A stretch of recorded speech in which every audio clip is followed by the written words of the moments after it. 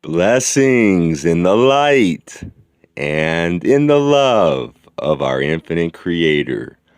Welcome, my brothers and sisters, to the Law of One Meditation Study Group. I am Robert. It is my privilege to share with you conscious channeling of LL research. I am Hatonn. I greet you, my friends, in the love and the light of our infinite Creator. It is a great privilege to be with you once more. It is always a very great privilege to be with those who seek. Man on earth has very little understanding of his life. The life of an individual is not what he thinks that it is. Very few of those who dwell upon your planet have any understanding of life. Man upon planet Earth is concerned with a life that is limited by his waking hours during a present physical lifetime. His plans, his desires, and his activities are governed by his awareness of this extremely limited portion of experience, what he considers his physical life. For this reason, the plans and the objectives of those who dwell upon earth are extremely limited and, for the most part, of no value whatsoever. In order to intelligently make plans, it is necessary that one have information about future objectives. Man on earth, for the most part, has none of this information, for he has not sought it. He is simply existing in a very limited state of awareness and reacting to what he is able to determine about his limited awareness. Those reactions result in his activities, which are, from our point of view, ridiculous. We of the Confederation, in the service of the infinite Creator, are aware of a much longer span of life than is man on earth. The span of life that we are aware of is of infinite length. For this reason, our plans and our objectives and our activities are much different from those who dwell upon your planet. Man upon earth is not trying to understand how to live. He is not trying to understand how to live because he is not trying to understand life. Life is extremely simple, and an understanding of life requires an extremely simple approach. Presently, man in your society upon earth is attempting to approach what he considers to be life in an extremely complex manner. In doing this, he is making numerous plans and numerous deductions based upon observations that are so limited that they are almost totally false. Some of the people of your planet have some awareness of the principles that affect an individual in his true infinite state, and they are aware of the necessity to make plans for objectives that are totally outside of the very limited state that you call the physical life. We are here to attempt to help those who are seeking a greater awareness find it. We are attempting to bring a simple teaching that will allow you to become able to make your own decisions as a result of a much greater awareness of truth than is presently available upon your planet. At this time, I will speak to the limits of my ability to translate our understanding of life into your language, about the realities of life. Life is composed of two materials. One of them is what you might call consciousness. The other is light. But, my friends, consciousness is love, and light is its physical manifestation. All that you are able to experience in the way of a physical universe is composed of one ingredient. This ingredient we will call light, since this word is closest to what we wish to express, and it is the only word that we have available in your language to express the basic building block of our Creator.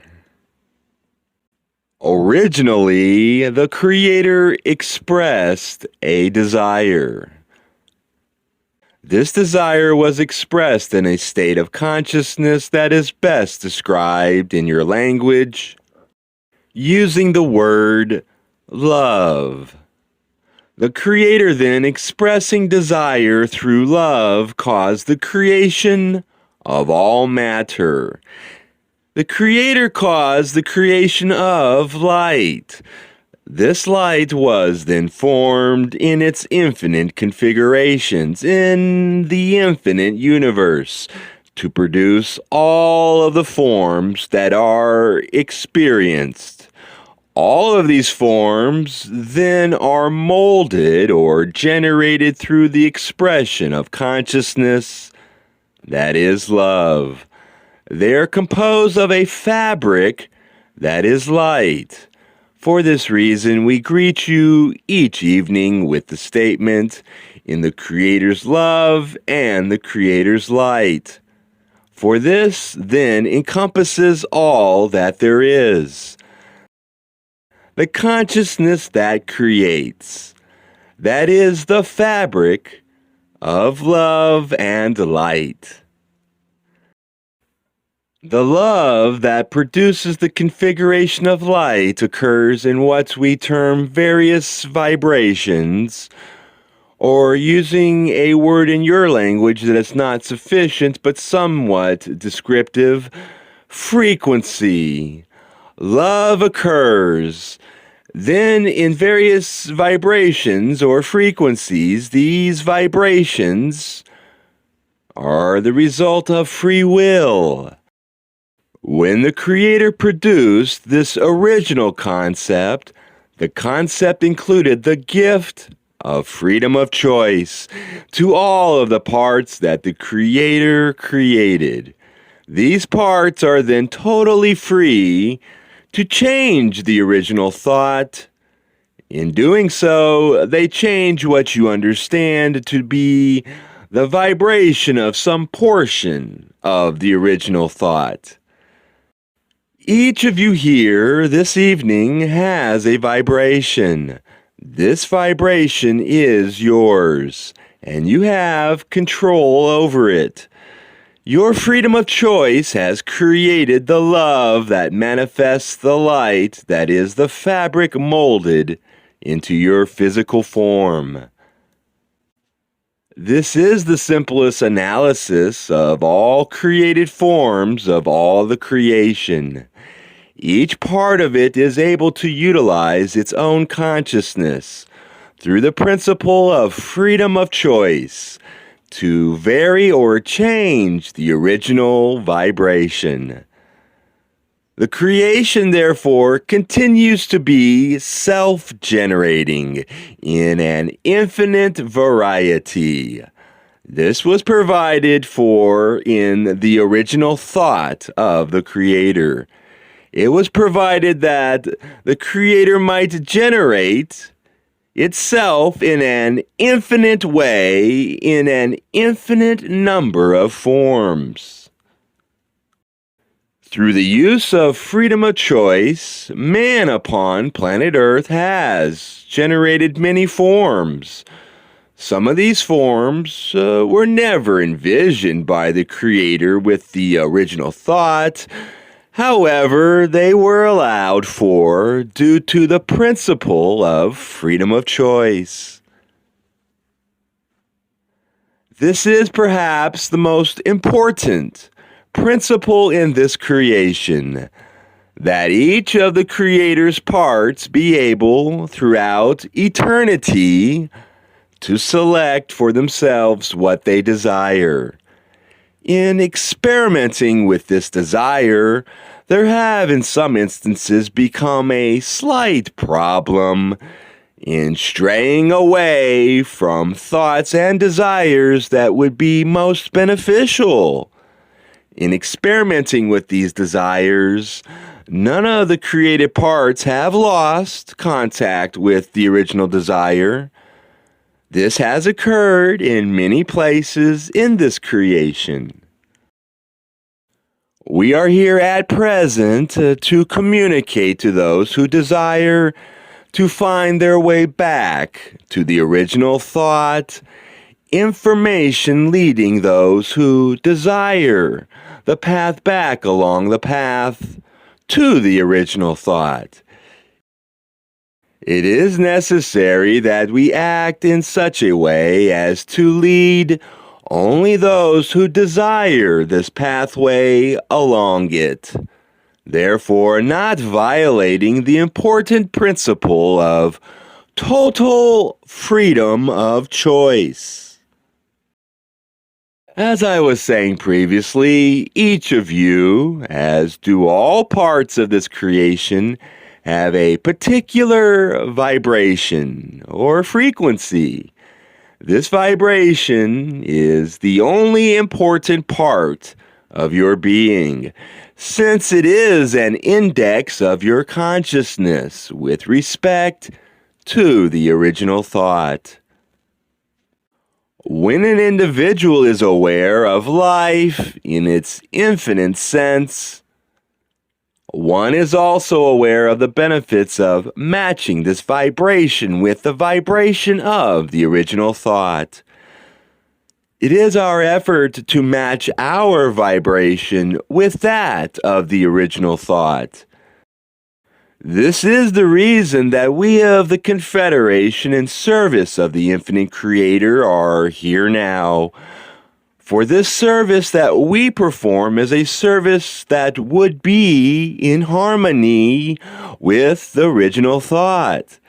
This then produces within us a vibration more harmonious to the original thought. We are attempting to give instructions to those of the planet Earth who would seek the instructions how to produce within themselves the vibration that is more harmonious with the original thought. This, as I have stated before, was demonstrated upon your planet many times before by teachers. The last one of whom you are familiar was the one known to you as Jesus. He attempted to demonstrate by his activities his thinking. His thinking was in harmony, much more than those about him, with the original thought. His vibration was, therefore, much more in harmony with the original vibration. For this reason, he was able to work what were called miracles. However, the original thought was that all of the parts of the consciousness that were of the original thought should be able to generate by thought and consciousness what they desired. The man known as Jesus desired and therefore created.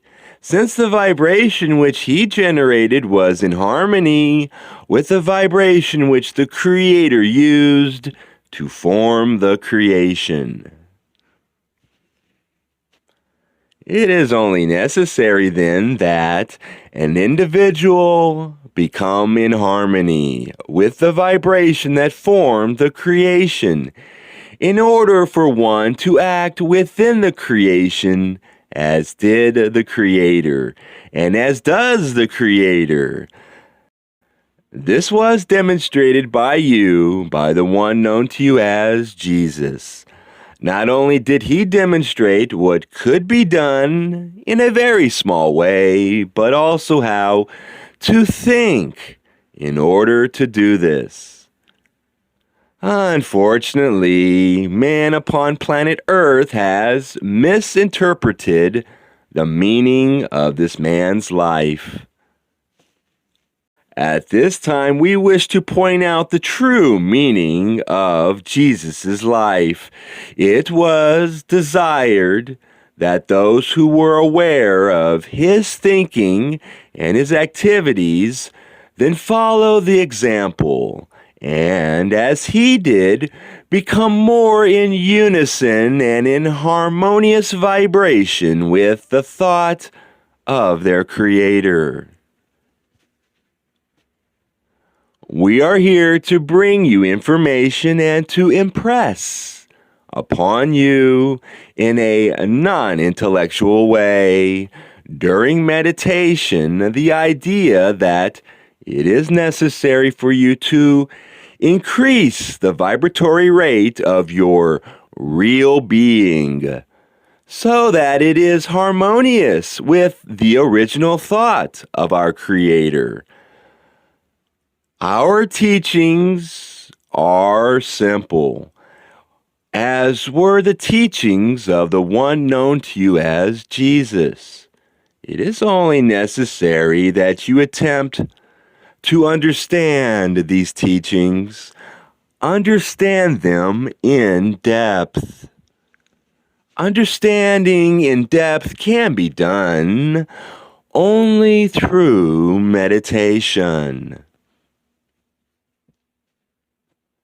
And then, once these teachings are understood, it will be necessary that they be applied, and that the individual so desiring to apply them demonstrate in one's daily activities and in one's daily thinking the concept that was the original thought.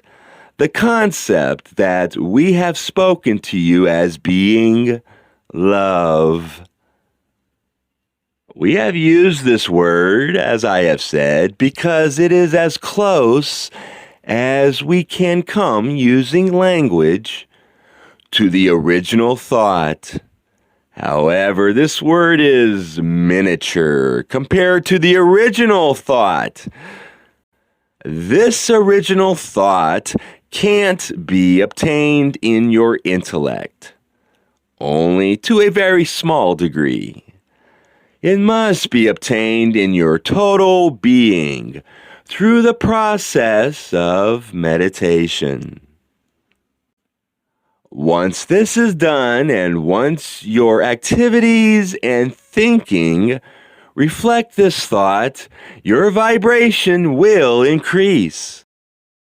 At this time, you will find the kingdom, and it is found in understanding by simplicity. It is more to the nature of this illusion here manifesting on the surface of your planet to have a complicated and carefully controlled series of tests to perform in order to reach a goal. But my friends, truth is in the opposite direction of this. As we have said earlier tonight, meditation brings to you this realization in a non-intellectual manner. But to arise from your meditation, my friends, and to demonstrate the truth that you have learned is indeed a challenge to your waking spirit. For how does one demonstrate the absolutely simple? Picture, if you will, my friends, a prison deep in the ground. There is old metal and many rusty keys. And inside the old metal cells in this dungeon, deep underground, there are many, many ghosts that can barely be seen. And yet they are trapped. My friends, you are holding yourselves prisoner. Meditation allies you with the truth of freedom, with the truth of infinity. Unlock your spirits from these dungeons by simply realizing that each intellectual thought process is a mere shade or a ghost and cannot harm, hurt, or cause you pain. As these shades disappear, you rise from this earthly, rusty frame of mind, and you are aware of perhaps a feeling of parting that was even painful, for it is difficult to let those things that trouble you go. And yet, my friends, once you are up in the sunlight and the sun is warming you, and you can lift yourself to the infinite grace and listen for the waters of truth, you have found an avenue from meditation to demonstration. At those times, my friends, that the illusion presses most strongly upon you, and in your desire for spiritual growth, you ask, what is the truth of this, my friends? Ask yourself, does this problem have to do with my spiritual growth? And does it have to do with a service to aid another in spiritual growth? My friends, if the answer is yes, this problem is in the area I have described as the dungeon. It need only be let go, and then you need only become aware of the real creation in its infinity, all around you, for you to have demonstrated at that moment a spiritual growth. This earth is yours, my friends. It teems with many, many creatures, infinite variety and infinitely different manifestations of activity. We are all one with you. There is no possible relationship to them except unity, love, and service. At this time, I will leave you, although I am never far away. I am Hatonn, Adonai Vasu.